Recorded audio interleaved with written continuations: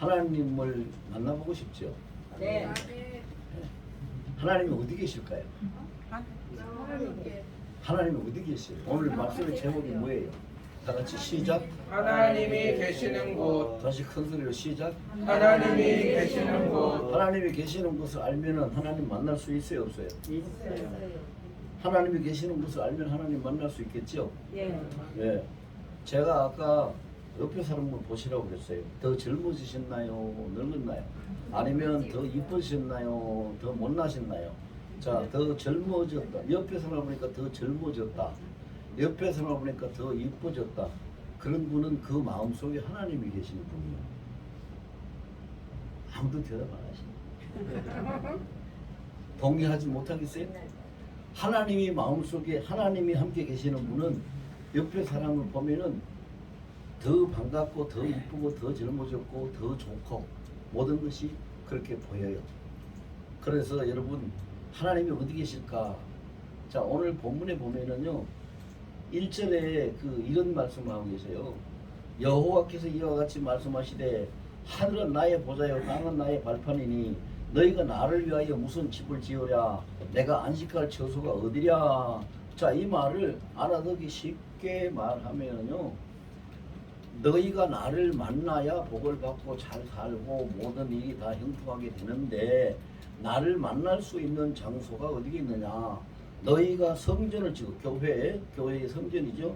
성전을 짓고 내 앞에 예배를 드리고 나를 만나기를 원하는데 한번 생각해보라. 너희가 성전이 어디에 지어지느냐? 결국은 이 땅 위에 성전이 지어지고 이 하나님께서 하늘도 만드시고 땅도 만드시고 이 모든 걸 창조하신 분이신데 땅은 내 발판이고 하늘은 나의 보좌인데 이 모든 것을 다 내가 만들고 다 내 것인데 거기서 너희들이 손으로 지은 그 건물 하나 지어놓고 거기서 나를 안식하라 나를 만나는 장소라 이렇게 해서 내가 만나질 수 있겠느냐 지금 그런 말씀이에요. 그런 말씀. 그 보세요. 이렇게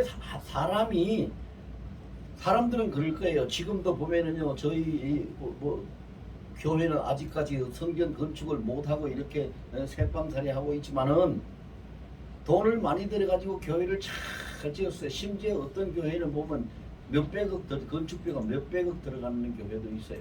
제가 아는 교회 중에서도요 몇백억 들여서 건축한 교회도 있어요. 그래 보고 사람들이 볼 때 굉장히 대단한 거예요. 대단한 거예요. 실제로 대단하죠. 그런 성전을 지을 수 있다는 것이 쉽게 될 수 있는 일은 아니거든요. 아무나 또 할 수 있는 일도 아니거든요. 참 대단한 거예요. 근데 하나님이 보실 때는 어때요? 하나님이 보실 때는요 큰 넓은 땅을 주고 하나님이 너 여기서 농사 짓고 과일도 이렇게 가꾸고 그래서 잘 먹고 살아라. 그래서 하나님이 축복하셔 큰 땅을 줬어요.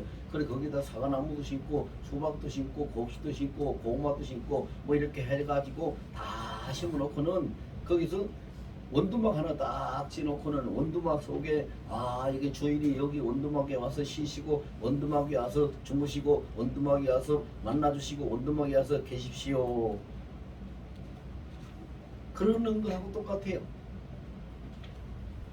하나님이 보실 땐 아무리 많은 돈을 들여서 큰 기라산 같은 건물을 지어가지고 거기를 성전으로 이 간판을 붙여놔도 하나님이 보실 때는 하늘이 하나님의 보좌이고 땅이 하나님의 발판인데 그 하나님이 만드신 것 위에 사람 손으로 지어놓고 이 성전이 가장 좋은 성전입니다. 정말 정성을 다 들여서 지었습니다. 하나님이 여기 계시고 하나님이 여기서 우리 예배를 받으시고 하나님이 여기서 우리를 만나시고 하나님이 여기서 우리를 축복하여 주십시오. 그렇게 한다면 하나님을 사람이 지어놓던 공간 속에 가두어 놓는 것밖에 안 돼요.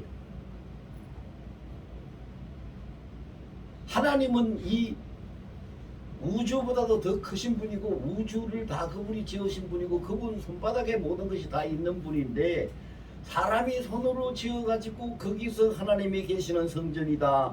하나님이 여기 계십시오 하는 거. 하나님이 보실 때는 제가 아까 비유가 적당한지 안 적당한지 모르지만 큰 들판에 조그마한 원두막 지놓고 하나님이 계시는 곳이니까 여기 계십시오 하는 거하고 똑같다고요. 하나님 보실 때는 그래요. 그러니까 오늘 본문에 뭐라 그래요? 내가 너희들이 나를 위해서 무슨 집을 지을 수 있겠느냐? 내가 안식할 처소가 어디에 있을 수 있겠느냐? 이게 안 되는 거죠. 안 되는 거예요. 왜 이런 말씀을 여기에서 하고 계시는가 하면은요, 사람들은요, 모든 것이 다 뭐든 다 그래요. 뭐 누구 예외 없이 어린아이는 어린아이 수준에서 모든 걸 보고 생각하고 느끼죠. 사람은 사람의 수준에서 생각하고 느끼고 그렇게 판단을 해요. 그러니까 사람이 하나님의 수준에서 생각하고 느끼고 판단할 수 없기 때문에 하나님을 만나고 하나님과 교통하고 하는 것이 잘 안 되는 거예요. 잘 안 되는 거예요. 여러분 생각을 해보세요. 똑같은 사람이라도 아직도 어린아이, 제 손녀가 4살배기가 있는데 그 4살배기 아이하고 저하고 한 집에 살고 계속 만난다고 하더라도 그 아이하고 일상이 내가 하는 일을 의논하고 대화하고 함께 이렇게 교통해 나갈 수 있겠어요? 안 되지요. 그 왜 안 돼요? 그 아이하고 나하고는 보는 것도 듣는 것도 느끼는 것도 생각하고 판단하는 것도 모든 수준이 달라요. 그죠? 네. 달라요. 그 하나님은 우리와 그런 분이에요. 이사야 55장에 보면 그 말씀이 있어요. 하나님의 생각과 우리의 생각은 하늘 같고 땅같이 차이가 있고 하나님의 생각은 그렇게 높고 우리의 생각은 참 비교도 안 될 만큼 이렇게 낮은 생각이니 하나님과 교통할 수가 없어요. 그러니까 사람들이 하나님을 만나고 싶은데 하나님 만나고 싶어요. 예수님 만나고 싶어요. 하나님 어디 계세요? 찾아도 못 만나는 거죠. 왜 못 만나요? 방향이 틀리고 눈높이가 틀리고 방법이 틀리기 때문에 만나지질 않는 거예요. 한 가지 제가 예를 들게요. 하나님이 어디에 계시는지를 정확하게 알려주시고 하나님이 우리와 어떻게 만나시고 어떻게 교통하시는지를 정확하게 알려주신 역사적인 사건이 성경에 기록이 되어 있어요. 그 역사적인 사건이 기록되어 있는 성경이 창세기 다음에 있는 출애굽기예요. 출애굽기가 전체 40장인데 40장 중에서 25장부터 40장까지 16장이 성막에 대해서 기록을 하고 있어요. 그러니까 여러분들 뭐 신학교에 와서 공부를 하신 분들은 성막론을 공부를 했고 이래서 그런 걸 다 잘 알고 계시겠지만 일반적으로 그냥 교회만 다니신 성도님들은 성막론에 대해서 공부를 안 했기 때문에 잘 이해를 못할 수도 있어요. 근데 보면은요 25장 출애굽기 25장에 보면은 모세를 불러가지고 하나님이 이 광야에 너희가 있는 동안에 성막을 지어라. 성막을 지어야 되는 목적을 말씀하세요. 하나님 왜 모세를 보고 성막을 지어라 하냐면 성막을 지어라 해놓고 여기에서 이 자리에서 성막이 있는 이곳에서 내가 너희를 만나 주겠고 너희 기도를 들어주겠고 너희 죄를 사해 주겠고 내가 너희에게 은혜를 베풀고 내가 너희에게 복을 주리라 이렇게 약속을 하고 계세요. 그럼 성막을 왜 지으라고 했어요? 하나님은 어디든지 계시지 않는 곳이 없어요. 무소부자에 어디든지 계시지 않는 곳이 없는데 성막은 사람들이 하나님을 만나고 은혜를 입고 복을 받을 수 있는 장소로 하나님이 쓰신다고 성막을 지으라고 한 거예요. 그런데 그 성막의 특징이 보세요. 지금 교회들 자 여러분 보세요. 우리 하늘소망교회에 여러 번 나오신 분 계시죠? 네. 그렇죠? 네. 예. 지난주에는 이 하늘소망교회 어디 있었어요? 여기요. 이 자리죠? 네. 작년에는요? 여기요. 오늘은요? 여기요. 모든 교회가 다 그렇죠. 네. 근데 광야의 성막은 안 그랬어요. 잘 보세요. 광야의 성막은요 어디다 지어놓고 하나님이 모세를 시내산 꼭대기로 불러 올리셔가지고 모세에게 법을 주시고 말씀을 주실 때 모세를 만나실 때는 장소를 정해놓고 시내산으로 올라오라고 해서 꼭대기에서 만나셨는데 만약에 그런 식으로 하신다면 시내산 꼭대기에다가 성막을 성전을 지어놓고 거기서 만나고 해야 되는데 하나님이 안 그랬어요. 하나님이 성막을 지을 때에 어떻게 했느냐 하면은 그 모든 성막을 짓는 자 길이도 넓이도 그 다음에 뜰 문도 그 다음에 뜰을 들어가면 제일 앞에 있는 그 번제단의 모양도 규격도 또 들어가서 물두멍 모양도 또 그 들어가서 이 성소에 문하는 방법도 성소의 안에 들어가서 떡상을 놓는 방법도 또 분향하는 향단을 설치하는 위치와 그 모양도 등대를 설치하는 위치와 모양도 지성소에 들어가서 법궤를 두는 위치와 모양도 모든 것을 거기 성경에 보면 식양이라고 그랬어요. 식양. 그 말하자면 설계도예요. 모든 식양을 누가 정했어요? 하나님이 정했어요. 하나님이 정하셔가지고 하나님이 정하신 대로 그대로 만들어라 하고 두셨어요. 지금처럼 여러분 지금처럼 몇백억을 들였어요, 몇십억을 들였어요, 몇억을 들였어요. 교회 형편대로 자기네 형편대로 성전을 건축하는데 설계 사무소에 가서 설계를 해가지고 우리가 예배 드리는 건 이런 모양으로 하면 좋겠네. 의자와 책상은 예배 의자의 책상은 이런 거 하면 좋겠네. 아 목사님이 설교하는 강대상은 얼마나 그 어떤 모양으로 하면 좋겠네. 이렇게 해가지고 한 것이 아니라 강야에 있는 그 성막은 하나님이 모든 걸 설계를 하나님이 다 하셨어요. 하나님이 다 그 식양을 정하셔가지고 하나님이 정하신 그대로 모세를 보고 불러서 만들어라 그랬어요. 그렇게 놓고는 그렇게 만들어서 놓고 그 성막을요 한 곳에 고정시킨 것이 아니에요. 그들이 광야를 이동할 때 하나님은 하늘에서 낮에 이동할 때는 햇빛이 뜨거우니까 햇빛을 가려야 되니까 구름 기둥으로 딱 나타나시고 밤에 이동할 때는 밤에는 따뜻하고 어둠을 밝히고 환하고 따뜻해야 되니까 환하게 비치고 따뜻하게 할 수 있는 불기둥으로 하나님이 나타나셔서 그걸 이동. 그러니까 보세요. 이동하는 곳이 성막이 이동하는 곳에 백성들이 가는 곳으로 이동을 해요. 사람들이 있는 곳에 성막을 사람들이 또 천막을 치고 이렇게 기거하는 곳에 또 그곳에다가 성막도 또 고정을 시켜요. 사람들이 이동할 때는 또 성막도 이동해요. 사람들이 또 유숙할 때는 성막도 그 자리. 자 보세요. 성막이 누가 계시는 곳이요? 하나님이 계시는 성전이지요. 하나님이 계시는 성전이 하나님이 어디 계셨어요? 별도의 장소에 계셨어요? 아니면은 하나님의 백성들이 있는 곳에 계셨어요? 그렇지요. 하나님의 백성들이 있는 곳에 계셨어요. 그 출애굽기에 나오는 성막론을 연구를 해보면요. 하나님이 어디에 계시는지를 우리는 너무나 잘 알 수 있고 하나님이 무엇을 원하시는지 너무나 잘 알 수 있고 하나님이 어떤 교회를 원하고 기뻐하시는지도 너무 잘 알 수가 있어요. 너무 잘 알 수가 있어요.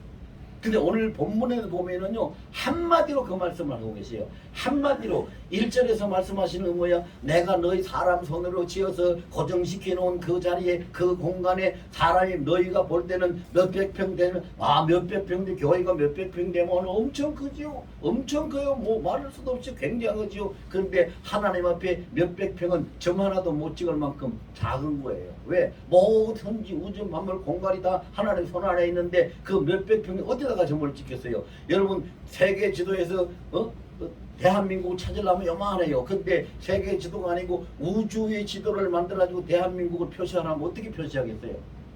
점 하나 찍기가 바쁠 거예요.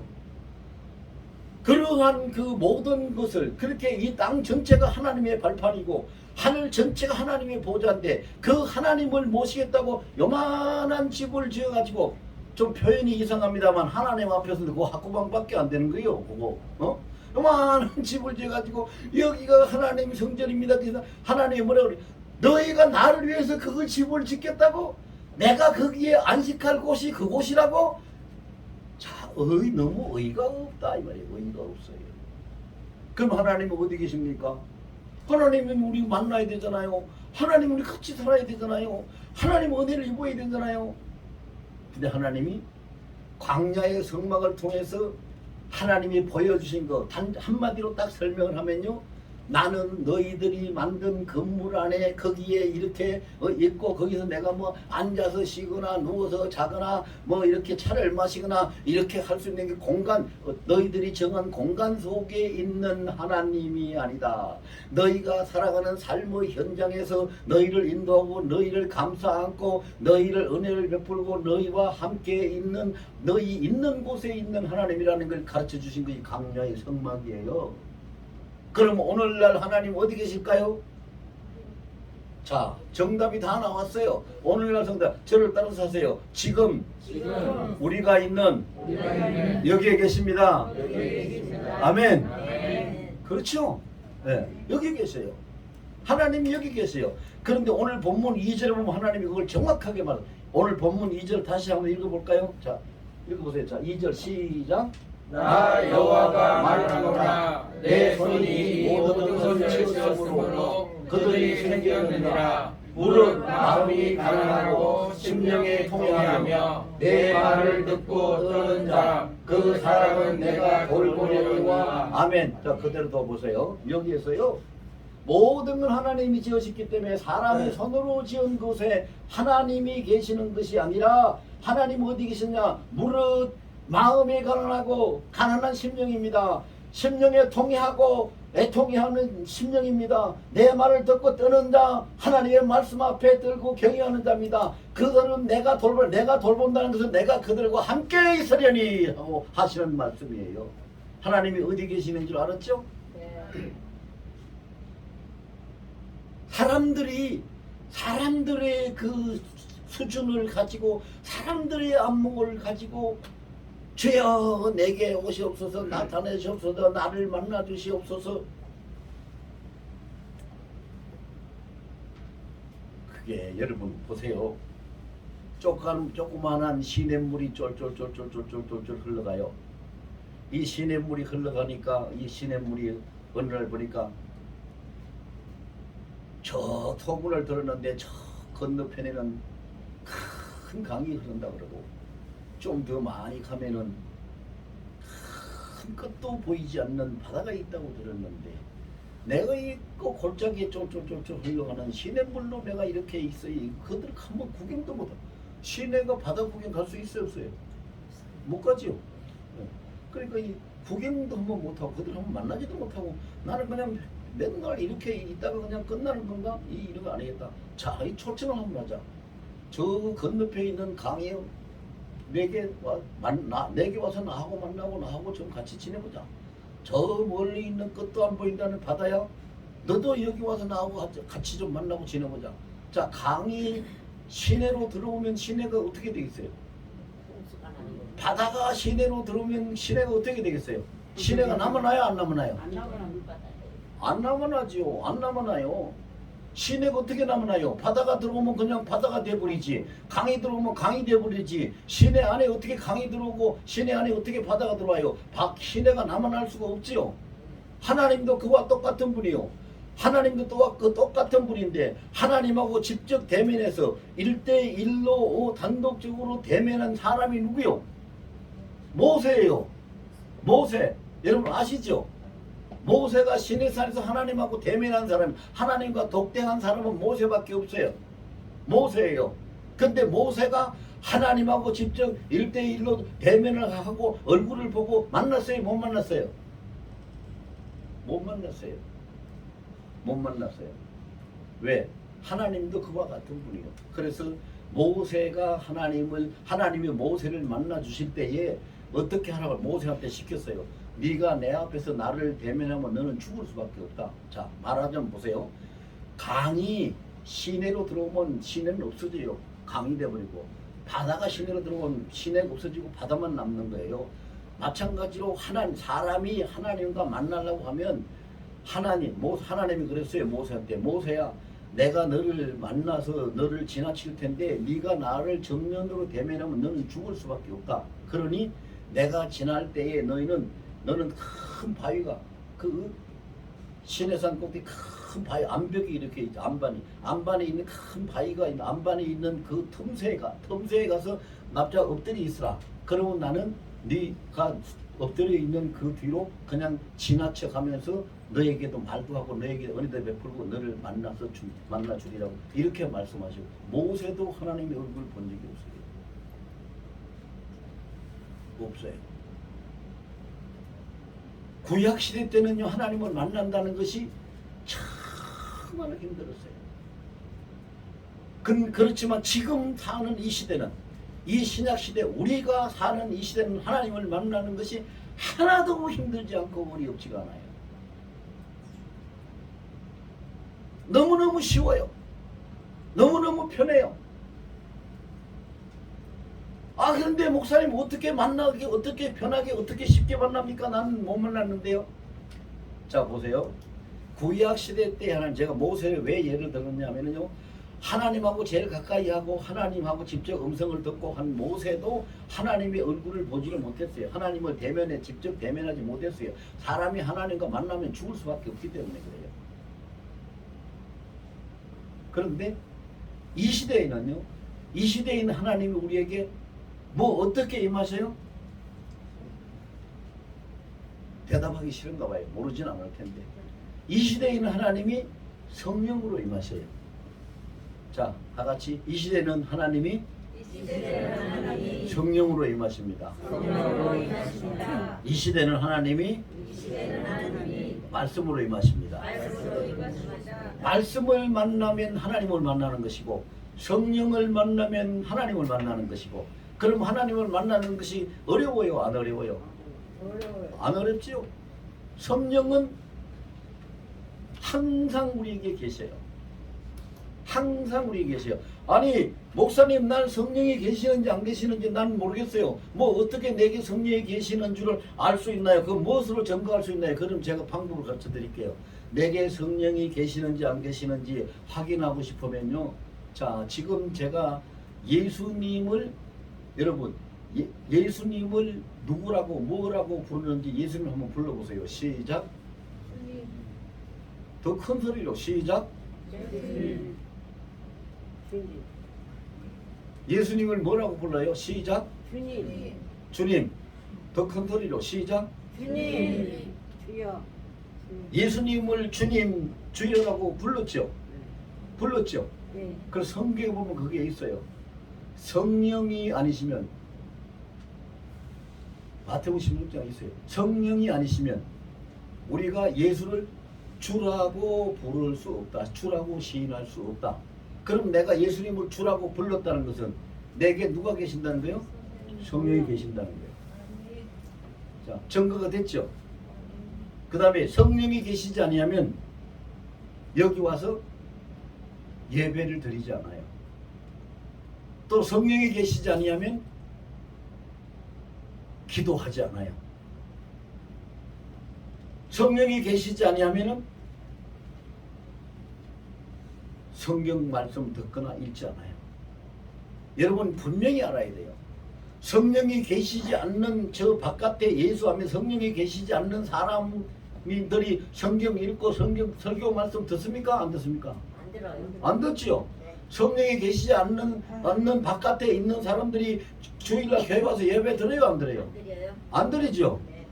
예배를 와서 드린다는 거, 말씀을 듣는다는 거, 성경 읽는다는 거, 예수님을 주라고 부른다는 것은 누가 계시기 때문에?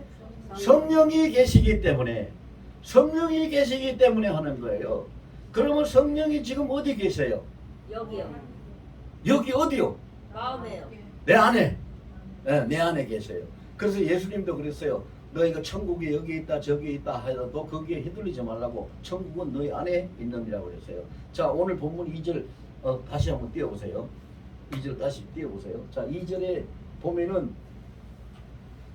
무릇 마음이 가난하고 자 하나님이 함께 계시고 하나님이 돌보시고 하나님이 교통하는 사람이 어떤 사람이냐면 그 무릇 심령이 가난 첫 번째 심령이 가난한 자 마음에 가난한 자 마태복음 5장 3절에서 보면은 마음이 가난 심령이 가난한 자는 복이 있나니 천국이 될 것이라 심령이 가난한 자에게 하나님이 계신다고 했고 마태복음 5장 7절에도 보면 마음이 청결을 한 자는 복이 있나니 저희가 하나님을 볼 것이라 하나님을 만날 수 있다고 했어요. 그러면은 마음이 가난한 자는 어떤 것을 말하느냐? 돈이 없어서 재산이 없어서 가난한 것이 아니고 나는 하나님 없으면 안 돼. 나는 예수님 없으면 구원도 못 받고 나는 절대적으로 하나님이 있어야 나는 주님이 있어야 돼. 주님이 없으면 안 되는 마음을 가진 자가 마음이 가난한 자야. 아시겠어요? 이해되세요? 주님이 없으면 안 되는 마음이 가난한 마음입니다. 그 가난한, 자 여러분, 가난한 마음, 나는 주님이 없으면, 나는 하나님이 없으면 안 되라고 가난한 마음을 가진 사람, 나는 하나님 없이는 살 수가 없어, 하나님이 절대적으로 나한테는 필요해, 이렇게 그런 마음을 가진 자가 가난한 마음이고, 그 가난한 마음을 가진 자에게 하나님은 내가 어떻게 한다고요? 내가 돌본다. 내가 돌본다는 얘기는 함께 하신다는 얘기요? 따로 계신다는 얘기요? 함께 하신다는 얘기요. 함께 하신다. 자, 이거 잘 들으셔야 돼요. 오늘 핵심은 이거예요. 오늘 핵심은 하나님이 오늘 절개 중 하나님이 계시는 곳, 근데 하나님이 계시는 곳이 어디예요? 저 동서남북 어디를 찾아도 저 큰 게 여의도 가서 제일 큰 교회 찾아볼까? 아, 저기 멋지게 지은 그 사당동 그 교회 가볼까? 아니요, 거기 계시는 곳이 아니요. 하나님 어디 계신다고 그랬어요? 하나님은 어디 계세요? 하나님을 필요로 하는 가난한 마음에 하나님이 계시는 거예요. 그 다음에 하나님을 모시고 살아야 되는데 내가 내 욕심, 내 죄성, 나의 어떤 인간의 그런 것들 때문에 하나님을 제대로 모시지 못하고 하나님을 근심시키고, 에베소서 4장 30절에 보면은 성령을 근심하지 말라고 했는데 성령이 하나님인데 근심시키고 이렇게 사니까 내가 너무 안타깝고 내가 너무나 잘못하고 있어. 그러니까 잘못한 것이 깨달아지고 내가 너무 안타까우니까 심령이 통일을 하는 거예요. 주님, 내가 너무 약해서 또 이렇게 실수하고 죄를 짓고 주님 기뻐하시는 삶을 살지 못했습니다. 통회하는 심령, 그 통회 너무 안 돼. 회개하고 애통해하니까 회개하고 애통해하는 심령을 와서 돌본대요. 누가? 하나님이 돌보신다. 그와 함께 계시는 거지. 여러분 보세요. 하나님이 어떻게 어디에 계시는지 우리는 너무나 분명해요. 그 다음에 또 세 번째, 내 말을 듣고 듣는 자라고 해서 내 말을 듣고 듣는 자. 하나님의 말씀을 들으니까 그 하나님의 말씀이 청천벽력과 같은 것보다 더 크게 들리고 떨려. 마태복음 8장 7절에 보면은요, 백부장은 로마 사람이에요. 유대인이 아니에요. 로마 군대 100명 부하를 데리고 있는 그 장교가 백부장이거든요. 백부장 한 사람이 와가지고 예수님한테 와가지고, 예수님, 내 부하 중에, 내 하인 중에 하나가 중풍병에 걸려서 지금 다 죽어가요. 고쳐주시기를 원해요. 그러니까 예수님이 너 참 착하구나. 그런 말은 성경에 안 써져 있지만 그거예요. 너 참 착하구나. 네가 아픈 것도 아니고 네 가족이 아픈 것도 아니고 네 하인 하나, 그 하인 중에 하나가 아픈데 그를 불쌍히 여기서 네가 나를 찾아와가지고 여기까지 나를 찾아와서, 여러분 로마 사람이 유대인 찾아오는 거는 굉장히 부끄럽게 여기는 일이에요. 쉬운 일이 아니에요.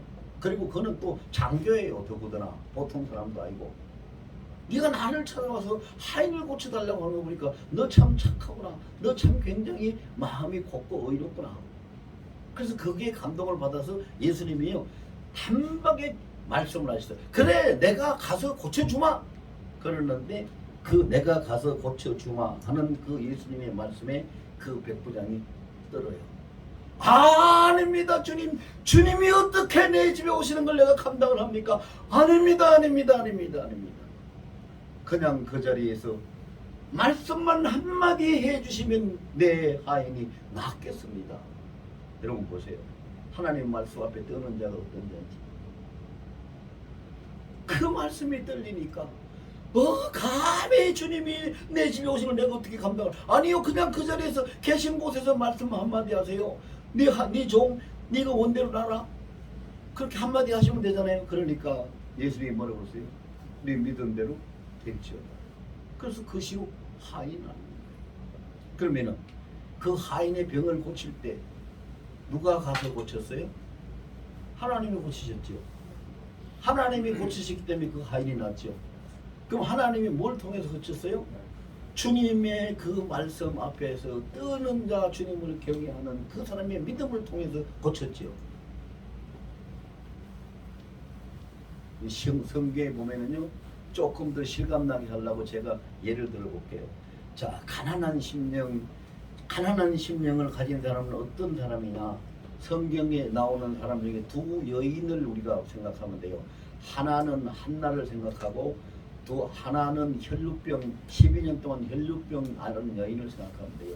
그 두 여인은요, 정말로 그 가난한 심령이라서 하나님이 아니면 안 돼요. 그래서 그 한나는요, 자기 한나는 본처잖아요. 그런데 세 사람의 첩이 아이를 가지고 자기는 아이가 없으니까 첩이 자기를 구박을 하는 거예요. 그 하나님 앞에 가서 그냥 성전을 나가서 하나님 나를 돌아봐 달라고, 불쌍히 여기 달라고 정말로 가난한 심령으로 가서 기도하잖아요. 그래서 사무엘을 하나님이 그에게 주시잖아요. 그리고 12회를 혈루증으로 앓은 그 여인은 예수님 앞에 나갈 수가 없어요. 혈루증은 부정한 사람이 법으로 사람들이 모인 곳에 못 오게 됐기 때문에 나갈 수가 없어요. 그런데 자기는 예수님만 한 번만 그냥 문발치에서만 봐도 자기 병이 날 것 같으니까 그 예수님이 너무 보고 싶고 예수님 앞에 너무 나가고 싶고 그 마음이 정말로 가난해요. 가난해. 그래서 살금 쫓아가가지고 예수님 뒤에 가서 예수님 옷자락을 이렇게 만져요. 예수님 옷자락에 손을 살짝 댔는데 혈루병이 났죠. 이와 같이 이런 심령을 보고 가난한 심령이라고 해요. 가난한 심령. 하나님이 없으면 안 돼요. 나는 주님 아니면 안 돼요. 라고 그렇게 절박한 심령을 가진 혈루병 여인이나 한나와 같은 심령을 가진 자를 누가 돌본다고요? 하나님이 돌보신다. 하나님이 어디에 계신다고요? 그 심령 속에 함께 계신다. 왜 하나님이 사람의 심령 속에 함께 계시냐? 아니 그 목사님 말이 굉장히 큰 어폐가 있네요. 뭐 엄청나게 수백 평 되는 공간이라도 하나님 앞에는 그거 그냥 뭐 원두막만 하고 뭐 조그만한 해서 거기에 하나님이 못 계신다 해놓고 사람의 이 속에 뭐 심령 속에 어떻게 계시나요? 여러분, 하나님 지금 우리는 무엇을 통해서 하나님을 만난다고 그랬어요? 성령을 통해서 만난다고 그랬어요. 말씀을 통해서 만난다고 그랬어요. 그러면 하나님이 영이신데 성령은 내가 성령을 모셔드릴 수 있나요? 없나요? 모셔드릴 수 있죠. 말씀을 내가 받아들일 수 있나요? 없나요? 말씀을 받아 모셔드릴 수 있죠. 말씀을 받아 모셔드리고 성령을 모셔드리면은 누가 여기에 계시는 거예요? 하나님이 계시는 거예요. 그래서 하나님을 만나는 거예요. 그래서 가난한 심령, 한나와 같은 심령, 혈루병 여인과 같은 심령, 그런 심령을 가진 자가 하나님이 내가 너를 만나주고 너를 만나주겠다고만 안 했어요. 너를 돌보겠다 그랬어요. 돌보겠다. 통해하는 심령은 어떤 심령인가? 두 사람, 이번에 남자 두 사람 얘기 드릴게요. 남자 두 사람 통해하는 심령의 첫 번째는 다윗이죠. 다윗이 우리아의 아내 바세바를 취하고 나서 그 하나님 선지자가 가서 잘못했다고 지적을 하니까 자기가 그 죄를 지었는 것을 알고 그가 하나님 앞에 엎드려서 회개하고 눈물을 쏟으며 회개하고 기도하는데 눈물이 얼만큼 났다 그랬어요? 그의 침상을 띄웠다 그랬어요. 얼마나 울었는지 침상을. 요새로 말하면은 침대가 둥둥 떨 만큼 많이 울었다는 얘기예요. 그 통해하는 심령. 그리고 또 한 남자는 누구냐? 우리가 잘 알고 있는 요나. 하나님 앞에 불복해가지고 배표 사가지고 다시스로 도망가다가 태풍이 하나님을 네가 피해서 도망치려고 해? 어림도 없지. 그의 앞을 딱 막아서 못 가게 해가지고 배가 뒤집히게 생겼으니까 결국은 그를 들어서 바닷물에 던져버리고 그가 바다 밑창에 떨어져서 그 갯벌에 바다 밑창에 그냥 얼굴이 처박혀 있는데 거기에서 주여 내가 주의 목전에서 쫓겨났지만 나는 다시 주님의 성전을 바라보겠나이다라고 통회하고 부르짖으니까 하나님이 그를 다시 건져 올려서 살리셨어요. 다윗과 같은 사람, 연하와 같은 사람이 바로 통회하는 심령을 가진 사람이에요. 통회하는 심령을 가진 사람. 그런 사람에게 누가 함께 하신다고요? 하나님이 함께 하신다. 하나님이 돌보시겠다고. 내가 돌보겠다고 오늘 본문에 그랬잖아. 이전에 하나님이 그 사람은 내가 돌보려니와 내가 돌보겠다. 하나님. 그 다음에 세 번째로는 하나님의 말씀에 뜨는 자, 말씀 앞에서 뜨는 자. 아까 제가 백부장 이야기했죠. 백부장 이야기, 그 백부장만 있었는 것이 아니라 유대인들이 옛날에 보면요, 바벨론에서 70년 동안 포로 생활하고 70년 동안 말이 그렇지 포로 생활했으면 그들이 얼마나 지독한 고생을 했겠어요.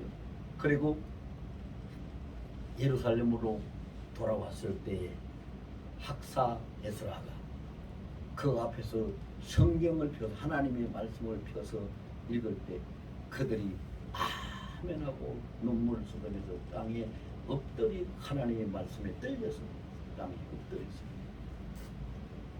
이 하나님의 말씀에 뜨는다. 그때 하나님이 어디 계셨어요? 그들 가운데 계셔서 예루살렘을 회복시키시고 새로운 서룻밥의 성전을 짓게 하시고 그래서 그들이 독립해서 바벨론으로부터 자유국가가 돼서 살아갈 수 있는 길을 만드셨잖아요. 하나님이 계시는 거예요. 하나님이 계시는 곳은 그래요. 여러분 오늘 본문의 3절을 우리가 잘 유의해서 볼 필요가 있어요. 본문 3절 한번 띄워주세요. 자 다시 시작. 소를 잡아 드리는 것은 살인함과 다름이 없이 하고 어린 양으로 제사 드리는 것은 개의 목을 꺾음과 다름이 없이 하며 드리는 예물은 돼지의 피와 다름이 없이 하고 분양하는 것은 우상을 찬송함과 다름이 없이 하는 그들은 자기의 길을 택하며 그들의 마음은 가증한 것을 기뻐한즉. 네, 띄워놓으세요. 자 이거 보세요. 하나님은요 우리가 지금 하나님 앞에 예배를 드리고 있는데 그 구약 시대에 예배를 드릴 때 소를 잡아서 예배를 제물을 드리고 양을 잡아서 제물을 드리고 그 다음에 그들이 드리는 예물 그 피를 제단 밑에 가서 쏟고 제단 뿔에 바르고 이런 것을 했는데 하나님이 그걸 뭐라고 해요? 소를 잡아 드린 건 너희가 살인한 것과 같이 했다. 양을 제사 드리는 것은 개의 목을 꺾은 것 같이 했다. 또 너희가 드린 예물은 돼지의 피와 다른 돼지는 부정한 것이 돼지의 피와 다름이 없다. 분양하는 것은 우상을 찬송한과 다른 것. 왜 하나님이 이런 말씀하시다. 아니 이 유대인들 그 이때 제사 드리는 이스라엘 사람들이 들으면 너무하십니다. 하나님 어떻게 우리는 얼마나 힘을 다해 정성을 다해서 소를 잡고 양을 잡고 해가지고 제사를 드리는데 이렇게 말씀하실 수가 있습니까? 하고 항의할 수도 있는 말씀을 지금 하고 계세요. 그럼 이게 이런 말씀이 뭔지 무슨 말씀입니까? 여러분 하나님 앞에 드리는 제물은요 선별돼야 돼요. 흠이 없어야 돼요. 그들이요 유대인들이 하나님 앞에 제사를 드리기 위해서 소를 잡아 드리기 위해서 양을 잡아 드리기 위해서 하나님 앞에 드리는 너는 하나님 앞에 내가 잘 정성을 다해서 잘 길러가지고 하나님 앞에 제물로 드릴 거야 라고 구분을 해서 양을 기르고 소를 기르고 그래서 그거를 잡아서 드렸으면 하나님 이런 말씀 안 하시지. 그런 말씀 안 하세요. 그냥 있는 것 중에서 강제로 끌어다가 때려가지고 죽여가지고 그 소가 죽을 때 양이 죽을 때 얼마나 억울하고 독을 품겠어요. 그러니까 뭐요? 그가 드리는 것이 어떤 하나님 앞에 드린다는 핑계 될 수 있는 물질은 됐을지 모르지만 그들의 정성과 그들의 믿음과 그들의 모든 것을 미리 준비해 가지고 드리는 제물로서는 아니었다 이 말이지. 아니었어요. 지금도 이와 같은 것이 있어요. 지금도 이와 같은 것이 있어요. 뭔지 압니까 여러분? 하나님 앞에 나는 11조 드릴 거야. 감사예물 드릴 거야. 주일 예물 드릴 거야. 예물 드릴 거야. 그런데 그렇게 하는 사람이 평소에 자기 생업 과정에서 하나님 앞에 드릴 예물을 그 헌금을 따로 준비를 해가지고 잘 이렇게 해서 드리면 그 정성이 되는데 안 그래요. 어제까지 내가 시장에서 장사하는데 이게 막 어제 보니까 뭐 왜 사람이 손님은 많고 살사람은 많고 이제 또 이게 물건은 작고 제가 어저께요 저 태평 시장에 가서 매실을 샀어요. 10kg짜리 얼마 줬는지 아세요? 45,000원 줬어요. 비싸죠? 네. 비싸요. 제가 비싼 줄 몰라서 산 게 아니에요. 알고 샀어요. 그런데 보세요. 그렇게 해가지고 물건이 귀하고 살 사람은 많고 이러면은 비싸게 파는 것이 장사. 그렇게 비싸게 팔아가지고 오늘 수지 맞았네. 이거 3만원 받을 거 45,000원 받았네. 아이고야 수지 맞았네. 그래가지고 이제 나는 그래도 하나님 앞에 헌금할 거야 하고 거기서 11조를 뗐다. 거기서 헌금을 감사함을 뗐다. 하나님 앞에 드릴 때 하나님 앞에 그게 온전한 예물이요 도둑질한 거요. 남을 속이고 도둑질한 거지요. 네. 그와 같은 것을 드리니까 하나님이 이런 말씀하시는 거예요. 하나님 은도 내 것이고 금도 내 것이고 땅과 거기 충만한 그 세계와 그거 중에 거하는 자가 다 내 것이라 모든 것이 하나님의 것인데 거기서 우리가 뭐를 하나님 앞에 드려가지고 하나님을 기쁘시게 할 수 있어요. 오직 뭐요? 하나님을 기쁘시게 할 수 있는 우리의 예물은 뭐요? 아까 말했잖아요. 가난한 심령과 통해하는 심령과 하나님의 말씀을 두려워하는 그 심령에 그 정성을 가지고 그 중심을 가지고 하나님을 경외하는 마음에서 준비해서 하나님 앞에 올려드리는 예물이 그 하나님이 받으시는 향기로운 예물이지요. 이게 안 되니까 이런 말씀하시는 거예요. 하나님은 물질을 좋아하시는 분이 아니 사람은요. 사람은 뭐 내가 도둑질을 했든 뭐 강도질을 했든 어디서 주고 왔든 상관없이 길 가는 사람 불러가지고 당신 돈 좀 부족하지? 내가 용돈 좀 줄게 하고 뭐 5만원짜리 한 장만 줘도 아이고 이게 웬일이십니까? 감사합니까? 하고 감사합니다 하고 받아갈 거예요. 근데 하나님은 그런 분 아니에요. 하나님은 가난하지 않아요. 하나님은 이 세상 모든 것이 다 하나님 것이에요. 우리가 누리고 사는 것도 다 하나님 것 가지고 누리고 사는 거예요. 그런데 하나님은 하나님이 계시는 곳, 하나님이 돌보시는 곳, 하나님이 받으시는 것은 뭐라고요? 오직 우리의 진실된 심령. 따라서 합시다. 진실된 심령을 받으시고 같이 하시고 돌봐주신다. 아셨죠? 이제 하나님 만나는 거 안 어렵죠? 내 마음이 진실되고 내 마음이 하나님을 원하고 내 마음이 하나님을 악마하고 하나님 앞에 목마르고 내가 하나님의 말씀을 두려워하고 그 말씀을 붙들고 그래서 하나님 나를 만나 달라고 한다면 나를 돌봐 달라고 한다면 하나님은 우리를 만나주시고 돌봐 주실 줄로 믿습니다. 다 믿으시죠? 예. 그러면 이 말씀 가지고 우리 이분만 통성으로 기도합니다.